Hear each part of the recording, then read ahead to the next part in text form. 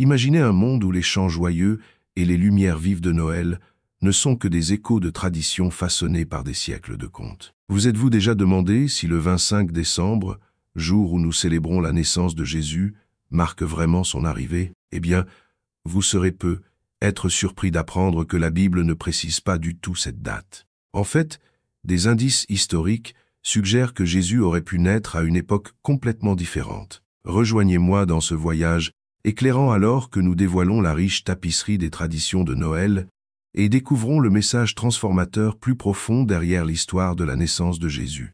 Êtes-vous prêt à changer à jamais votre compréhension de ces vacances chéries?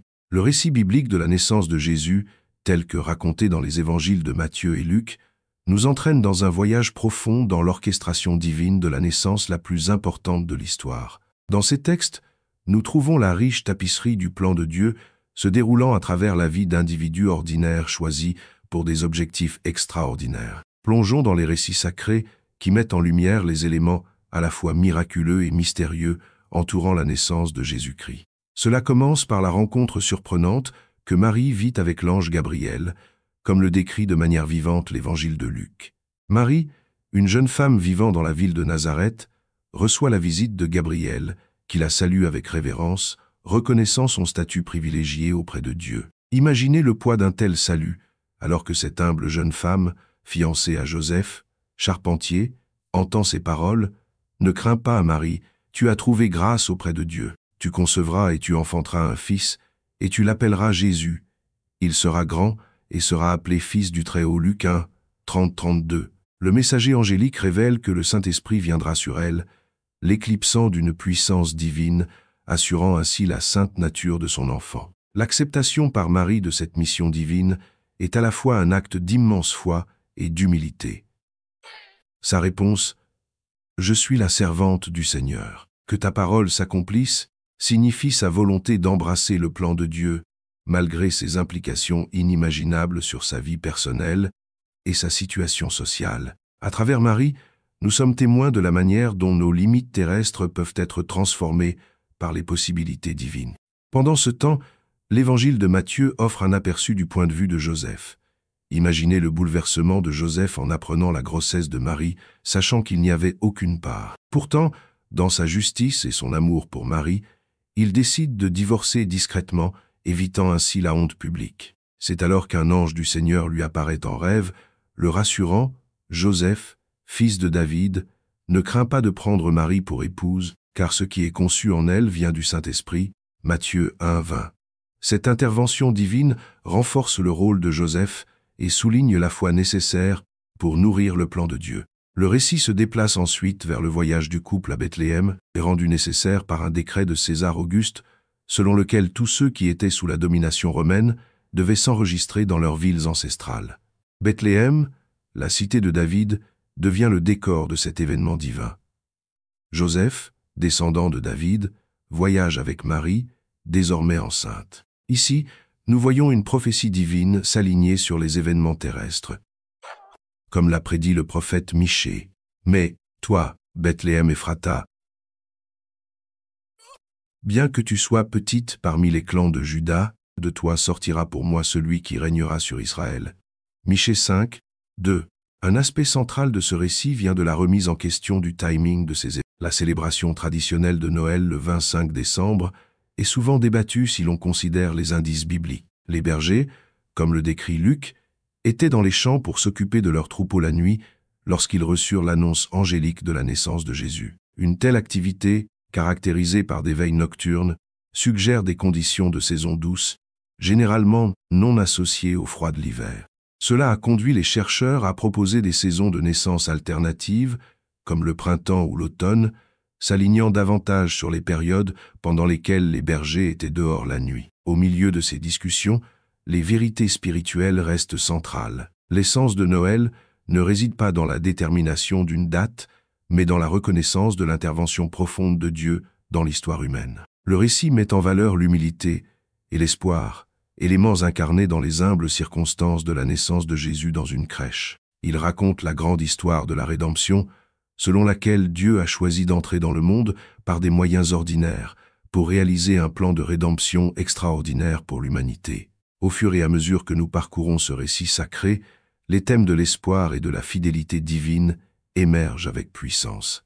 Le voyage de Marie et Joseph, semé d'embûches, reflète notre expérience humaine de foi et d'obéissance au milieu de l'incertitude. Cela nous appelle à réfléchir sur notre propre ouverture au dessein de Dieu, même lorsqu'il perturbe nos attentes ou exige une dérogation à la norme. Essentiellement, le récit biblique de la naissance de Jésus transcende l'examen historique, nous invitant à une compréhension spirituelle plus profonde de l'amour et de la grâce de Dieu manifestée en son Fils, Jésus-Christ. Chaque élément, des visites angéliques aux accomplissements prophétiques, enrichit notre compréhension de la façon dont cet événement singulier de l'histoire continue d'inspirer les clés, vers un héritage durable d'espoir, d'amour et de rédemption. L'époque de la naissance de Jésus présente une intersection fascinante d'événements historiques, de pratiques culturelles et de traditions religieuses qui nous invitent à réévaluer notre compréhension de cet événement fondateur. La décision de César Auguste de publier un décret pour un recensement, comme le notent les évangiles, a été un moment charnière, mais elle soulève des questions quant à son calendrier et à sa faisabilité. Était-il pratique de mener une entreprise d'une telle envergure dans la rigueur de l'hiver, comme le suggère notre célébration moderne de Noël, le 25 décembre? Plongé dans le contexte historique et culturel de l'époque, offre une perspective plus large. L'Empire romain, marqué par des systèmes bureaucratiques étendus, n'organisait généralement pas de recensement à une époque où les déplacements pouvaient être assez périlleux. Les routes de Judée, ainsi que celles des régions environnantes, auraient été inhospitalières en raison des conditions météorologiques hivernales potentielles, créant un défi pour les personnes devant parcourir de longues distances. Le bétail et les animaux de trait, essentiels au déplacement, seraient également confrontés à des difficultés, ce qui ne correspondrait pas à la notion d'un recensement en décembre. Cette considération ouvre la possibilité que le recensement, et donc la naissance de Jésus, ait eu lieu plus probablement pendant une saison où les conditions étaient plus douces. Les modèles climatiques à Bethléem soutiennent également cette théorie. Les documents historiques indiquent que les hivers pourraient être froids et pluvieux dans la région, avec des températures baissant considérablement la nuit. Ces conditions semblent incompatibles avec le récit biblique, selon lequel des bergers gardaient leurs troupeaux la nuit en plein champ, ce qui implique un climat plus tempéré. Il est communément noté que les bergers gardaient généralement leurs troupeaux dehors pendant les mois les plus chauds, ce qui suggère que le printemps ou le début de l'automne serait une saison plus plausible pour la naissance de Jésus. De plus, l'examen du contexte culturel et agricole fournit des informations supplémentaires. Au printemps, la terre regorge de vie, coïncidant avec d'importantes fêtes juives comme la Pâque, qui a une profonde résonance dans le récit biblique. La Pâque commémore la libération et est une période de pèlerinage. Il est concevable que Joseph et Marie se soient rendus à Bethléem lors d'une telle fête. De même, Soukhot, la fête des tabernacles en automne, incarne les thèmes de la demeure et de la provision divine, éléments qui résonnent dans l'histoire de la naissance de Jésus. Les célébrations au cours de ces saisons comprenaient des rassemblements communautaires et des voyages, offrant une occasion naturelle pour qu'un recensement romain s'appuie sur les mouvements de personnes existants. Comprendre ces contextes approfondit le récit, positionnant la naissance de Jésus non seulement comme un événement miraculeux autonome, mais comme un événement profondément ancré dans le tissu de la vie juive et de la gouvernance romaine. La convergence de la nécessité historique, de la pratique culturelle et du symbolisme spirituel dresse un tableau plus riche de l'entrée de Jésus dans le monde. Le symbolisme de la lumière au milieu des ténèbres, de la naissance au milieu des difficultés, des bergers et des mages, s'inscrit dans une tapisserie vibrante de nuances historiques qui s'étend au-delà d'une date calendaire fixe. L'exploration de ces couches nous encourage à réfléchir sur l'essence spirituelle plutôt que sur la simple précision chronologique des dates. Il nous invite à considérer la naissance de Jésus comme un événement transformateur, transcendant le temps et les coutumes, en résonance avec des thèmes d'espoir et de renouveau qui restent perpétuellement d'actualité. Qu'il s'agisse du nouveau départ du printemps ou des réflexions de l'automne sur la présence et la provision, la naissance du Christ signifie une profonde invitation à la relation et à la rédemption. À travers cette lentille, nous comprenons l'impact du contexte culturel et historique sur les récits qui façonnent nos vies spirituelles, permettant aux traditions de servir non pas de simples rituels, mais de conduire vers une plus grande compréhension et une plus grande foi. La compréhension plus profonde de la naissance de Jésus dans son contexte historique enrichit notre appréciation de l'adaptabilité et de la pertinence du récit à travers les cultures et les époques, incarnant une déclaration intemporelle d'espoir et d'interaction divine avec l'humanité, nous conduisant de manière transparente à contempler son symbolisme et sa signification spirituelle, à être approfondie dans le chapitre suivant. Le récit de la naissance de Jésus dans un cadre humble, souvent éclipsé par la grandeur des crèches, recèle un symbolisme profond et une signification spirituelle qui résonne à travers les siècles. C'est une histoire qui ne commence pas dans un palais ou au milieu du luxe, mais dans une humble crèche, visitée d'abord par de simples bergers. Ce cadre humble, combiné à la visite de bergers et de sages, souligne non seulement l'universalité du message du Christ, mais également des couches de signification spirituelle qui révèlent une compréhension plus profonde de son dessein sur terre. Au cœur de la naissance de Jésus se trouve le symbolisme de la crèche. Traditionnellement, une mangeoire était une mangeoire pour animaux, située dans une étable ou une grotte. Ce décor austère et humble contraste fortement avec l'attente d'une naissance royale pour un roi. Pourtant, cette scène même est riche de vérités spirituelles. En naissant parmi les animaux dans une crèche, Jésus s'aligne avec les marginalisés et les ordinaires.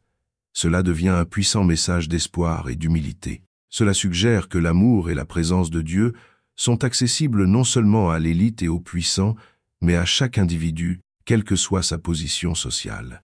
C'est une affirmation selon laquelle Dieu vient à notre rencontre dans nos circonstances les plus humbles, voire banales, offrant un message de rédemption et d'amour qui transcende la richesse matérielle et le statut. De plus, l'annonce immédiate de la naissance de Jésus aux bergers revêt une signification supplémentaire. Les bergers, dans le contexte culturel et historique de l'époque, faisaient partie des classes sociales inférieures. Leur travail les obligeait à vivre une vie nomade, souvent isolés, assurant la sécurité de leurs troupeaux. Malgré leur rôle essentiel dans l'économie agraire, ils n'étaient pas très appréciés. Pourtant, c'est à ces gens simples et ordinaires que l'armée angélique apporte le message de la naissance de Jésus. Cette première déclaration aux bergers symbolise le royaume de Dieu qui s'ouvre d'abord à ceux qui sont souvent négligés et accueille ceux qui pourraient se sentir indignes ou insignifiants. Ce fil conducteur de l'Évangile souligne un thème récurrent. Les derniers seront les premiers aux yeux de Dieu. Il remet en question les structures sociétales et affirme une inclusivité radicale au cœur de la mission de Jésus. La visite des mages, ou sages, ajoute une autre couche de sens à l'histoire de la Nativité, faisant allusion à une portée plus large de l'impact futur de Jésus. Vénus de l'Est, guidée par une étoile, ces savants apportent des cadeaux symboliques, de l'or, de l'encens et de la myrrhe. Chacun d'eux possède une profonde signification symbolique. L'or, un cadeau digne d'un roi, reconnaît la souveraineté et le statut royal de Jésus. L'encens, souvent utilisé dans le culte, souligne sa divinité et son rôle de pont vers le divin. La myrrhe, une épice coûteuse utilisée pour oindre les morts, présage du destin mortel de Jésus et de sa mort sacrificielle. Ensemble, ces dons résument l'intégralité de la mission de Jésus, depuis sa naissance jusqu'à sa mort sacrificielle et au-delà. À travers ce récit, les évangiles transmettent que la vie de Jésus était à la fois ordinaire et extraordinaire, tangible et transcendante, ouvrant le divin à tous ceux qui le cherchaient. Ces éléments soulignent collectivement la simplicité du message de l'Évangile, un appel à l'humilité, à la foi et à l'inclusion. Le récit de la naissance de Jésus nous rappelle la profonde spiritualité trouvée dans la simplicité, le symbolisme puissant gravé dans les humbles débuts qui parlent à l'essence divine désireuse, d'habiter parmi l'humanité sur un pied d'égalité. Chaque élément, la crèche, les bergers, les mages, agit comme une lentille à travers laquelle nous voyons l'intention de Dieu, se rapprocher, s'identifier à tous et offrir un salut qui touche tous les aspects de l'humanité, du plus humble au plus élevé. En contemplant la signification spirituelle de la naissance de Jésus, nous trouvons un profond appel à réfléchir sur nos perceptions de la valeur et de la divinité. L'Évangile nous invite à redéfinir notre compréhension de la grandeur et du succès à travers le prisme du service et de l'amour illustré dans la vie de Jésus. Dans ce récit divin en cours, chaque détail de la nativité de Jésus se déroule comme un chapitre révélant une promesse éternelle. La lumière de Dieu brille le plus dans l'humilité, et son amour se manifeste le plus dans les coins calmes et invisibles du monde, là où la vie ordinaire se rencontre. grâce extraordinaire. Alors que nous passons du symbolisme profond et de la signification spirituelle entourant la nativité de Jésus aux couches historiques complexes qui enveloppent la date que nous célébrons comme sa naissance, nous plongeons dans la tapisserie complexe tissée par l'influence des traditions extérieures. Ces éléments, étroitement liés aux fêtes romaines préexistantes, ont joué un rôle central dans l'élaboration de la tradition du 25 décembre, une date qui n'est pas explicitement indiquée dans les Écritures, mais choisie grâce à une combinaison de raisonnements symboliques et d'adaptations culturelles stratégiques. À une époque où les interactions culturelles et religieuses étaient à la fois courantes et nécessaires à la survie des religions naissantes, les premiers dirigeants chrétiens étaient confrontés à la tâche ardue d'établir fermement la nouvelle foi dans l'environnement diversifié et parfois hostile de l'Empire romain. Cela a conduit à une fusion fascinante de l'observance religieuse avec les coutumes sociétales de l'époque. L'une des influences les plus significatives a été la fête romaine des Saturnales, une célébration qui a eu lieu du 17 au 23 décembre en l'honneur de Saturne, le dieu de l'agriculture et du temps. Les Saturnales étaient caractérisées par des festins, des cadeaux et une suspension temporaire des normes sociales. Son esprit festif et son timing en font un précurseur évident des vacances de Noël modernes. De plus, le 25 décembre coïncide avec la célébration de Dies Natalis Solis Invicti, ou l'anniversaire du soleil invaincu, une fête dédiée au dieu solaire romain, Sol Invictus. Cette date marquait le solstice d'hiver dans le calendrier romain, un tournant où les jours commençaient à s'allonger et où le soleil était considéré comme étant en ascension, symbole de renouveau et d'espoir. Dans le contexte du christianisme primitif, ce symbolisme s'alignait parfaitement avec Jésus en tant que lumière du monde. Jean 8, 12. En célébrant la naissance du Christ ce jour-là, les premiers chrétiens ne se livraient pas simplement au syncrétisme. Ils faisaient une déclaration profonde d'une signification théologique, le Christ comme la vraie lumière, dissipant les ténèbres. La réaffectation de ces fêtes culturelles et religieuses n'était pas un simple mimétisme, mais un outil syncrétique stratégique utilisé pour consolider la pratique chrétienne dans une société majoritairement païenne. Cette adaptation était essentielle pour faciliter la transition des nouveaux convertis, leur permettant d'embrasser leur nouvelle foi sans abandonner complètement les traditions habituelles. À bien des égards, ce mélange stratégique s'apparentait à l'approche de Paul dans le Nouveau Testament, où il préconisait de devenir tout à tous, afin que certains puissent être sauvés par tous les moyens. 1 Corinthiens 9, 22. Le récit et la transformation de ces traditions en célébrations chrétiennes n'avaient pas pour but d'obscurcir la signification centrale de la naissance du Christ, mais plutôt de la souligner et de l'élever dans la compréhension culturelle de l'époque. Ces adaptations ont permis à l'Église primitive de conserver le noyau spirituel du récit de la Nativité, tout en atteignant un public plus large et en favorisant la croissance du christianisme. L'accent est resté sur l'illumination spirituelle que le Christ a apportée au monde, tout comme la lumière du soleil, offrant l'espoir, le salut et un nouveau départ. Cet entrelacement délibéré de traditions mérite réflexion, car il souligne une vérité cruciale sur le pouvoir des récits culturels dans la formation de la pratique religieuse. La date du 25 décembre, bien qu'elle ne soit pas fixée par la Bible, nous rappelle de manière frappante que le message central du Christ transcende le temps et les frontières culturelles. Il illustre comment les premiers chrétiens voyaient le potentiel de l'évangélisation et de l'engagement avec le monde à travers une perspective inclusive, une leçon qui reste d'actualité encore aujourd'hui. Ainsi, lorsque nous réfléchissons à l'influence des traditions extérieures, nous nous rappelons que l'essence de la célébration de la naissance du Christ va au-delà des spécificités de toute date. Il s'agit de reconnaître sa lumière et son amour éternel. Ce chapitre, reliant les liens mystérieux entre l'évolution culturelle et la révélation divine, fait le lien de manière transparente avec les thèmes suivants de célébration intemporelle, nous exhortant à intérioriser et à incarner quotidiennement les valeurs fondamentales de l'amour, de l'espoir et de la rédemption, au-delà des limites temporelles.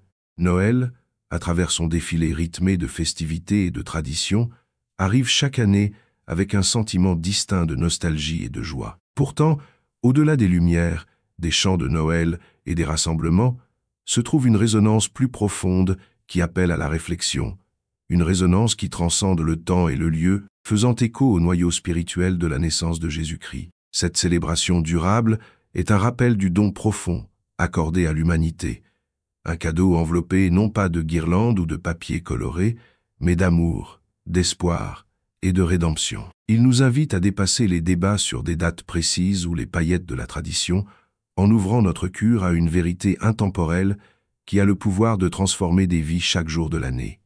Au cœur de Noël se trouve un extraordinaire récit d'amour divin. Comme nous le dit Jean 3, 16. Car Dieu a tant aimé le monde qu'il a donné son Fils unique, afin que quiconque croit en lui ne périsse pas, mais qu'il ait la vie éternelle. C'est une histoire d'amour si grandiose qu'elle défie toute compréhension, un amour qui atteint les profondeurs de notre cœur, nous invitant à incarner ce que signifie vraiment être un disciple du Christ. La naissance de Jésus signifie un acte d'amour sans précédent qui appelle chacun de nous à refléter cet amour dans nos actions, non seulement pendant la période de Noël, mais chaque jour. La naissance de Jésus annonce également l'espoir dans sa forme la plus pure. Dans un monde souvent éclipsé par le désespoir et l'incertitude, la naissance du Christ sert de phare. Cela nous rappelle qu'il y a de la lumière dans les ténèbres, comme le fait Écho dans Jean 1, 5. La lumière brille dans les ténèbres, et les ténèbres ne l'ont pas vaincue. Embrasser cette espérance signifie comprendre que Dieu est présent à chaque instant de notre vie, œuvrant à travers nous pour manifester le changement et le renouveau. À Noël, nous sommes invités non seulement à célébrer cet espoir, mais aussi à le semer généreusement dans la vie des autres, créant ainsi un effet d'entraînement qui peut ouvrir la voie à la guérison et à la transformation. De plus, l'essence de Noël englobe la rédemption, un thème central de la foi chrétienne. L'arrivée de Jésus marque le début d'un plan divin pour racheter l'humanité, un thème qui résonne tout au long de la vie et des enseignements de Jésus. La rédemption implique un voyage de retour au cœur de ce pourquoi Dieu nous a créés, un processus consistant à se débarrasser du fardeau des échecs passés et à embrasser un avenir aligné sur le dessein divin. En ce sens, Noël est plus qu'une simple célébration annuelle. C'est une invitation récurrente à participer à l'histoire continue de la rédemption et de la grâce. En vivant les vérités spirituelles de Noël, il y a un appel à l'action, une invitation à aller au-delà de la simple reconnaissance et à entrer dans le domaine de l'incarnation. Aimer comme Jésus a aimé, apporter l'espérance là où elle est absente et vivre une vie marquée par la recherche de la rédemption. C'est le véritable esprit de Noël, un esprit qui s'épanouit dans les actes de gentillesse quotidiens, dans la solidarité avec les marginalisés et dans l'octroi de la grâce à nous-mêmes et aux autres. L'essence spirituelle de Noël nous met au défi de dépasser les définitions profanes et de dissoudre les frontières du temps et de la tradition. Que Jésus soit né ou non le 25 décembre devient secondaire par rapport à la plus grande vérité qu'apporte sa naissance. Le message est clair. Noël est une célébration intemporelle, non pas parce qu'elle est inscrite sur un calendrier, mais parce qu'elle représente une vérité intemporelle qui continue de transformer les cœurs et les vies à travers les générations. Dans un monde où l'urgence du présent éclipse souvent l'éternel, Noël nous invite à faire une pause et à réfléchir, à contempler comment la naissance de Jésus a façonné notre compréhension du but de la vie. Cela nous rappelle que le plus grand cadeau que nous puissions offrir n'est pas enveloppé dans des offrandes matérielles, mais dans notre engagement à vivre les enseignements fondamentaux de Jésus. C'est notre don au divin, un reflet de l'amour, de l'espoir et de la rédemption que nous avons reçu. Alors que nous traversons cette période de célébration, ne limitons pas l'esprit de Noël à un seul jour ou à une série de semaines. Au lieu de cela, acceptons-le comme un principe directeur, un témoignage quotidien de l'amour du Christ manifesté dans notre monde. Ce faisant, nous constatons que Noël est effectivement intemporel. Une célébration qui transcende notre existence temporelle, nous rapprochant toujours plus de l'Éternel. En comprenant et en vivant selon ses valeurs, non seulement pendant cette période, mais tout au long de notre vie, nous poursuivons l'héritage de la naissance de Jésus, touchant des vies et répandant la joie d'une manière qui résonne à travers l'histoire.